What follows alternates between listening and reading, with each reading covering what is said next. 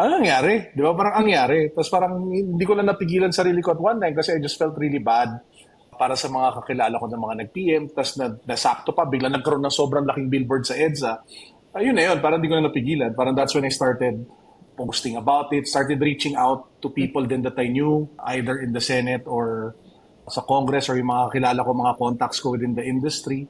I'm trying to see if there's anything I can do to help or to at least put spotlight dun sa issue which I felt usapan. It feels like this all took us by storm, ano? Mm. Yung ako sinasabi mo, parang, grabe, no? Ang daming pera dito. Tapos, nagiging acceptable na siya. Makikita mo yung ads niya, nasa news, nasa prime time, nasa sports shows.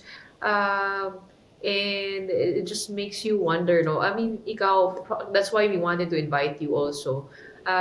Gaano ba kahirap? I mean, to get those ads approved. I mean, normally, di ba? So, Parang correct. what is missing here na napapayagan yung gano'n ng gano'ng kaluwag?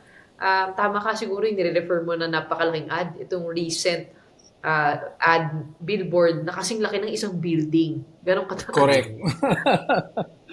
Oo nga eh. Well, dati kasi, so I used to work in advertising. I was in advertising for siguro more than 5 years.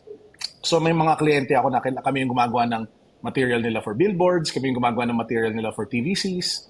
And alam ko gaano kahirap magpa-approve ng materyales. Kailangan yan, kailangan lahat ng claims o lahat ng sabihin mo doon substantiated.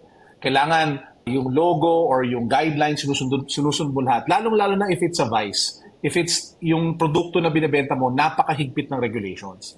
Kaya nung nakita ko yung mga advertising na sobrang kumakalat, tas wala naman number nung nagre-regulate, kasi meron nagre-regulate dyan yung Standards Council, bago ka makapagpalabas ng kahit anong materyales, kailangan dumaan ka sa kanila. Tapos they'll kumbaga check it if pasado yan o hindi. And madaming mga advertising professionals na sumakit ang ulo sa back and forth. Kasi ilang beses kailangan i-edit at ilang beses kailangan maayos bago ma-approve ng ASC. So, apparently, ang nagre-regulate pala initially ng lahat ng online gambling ads is just PAGCOR. So it's Ah, not the Ad Standards Council.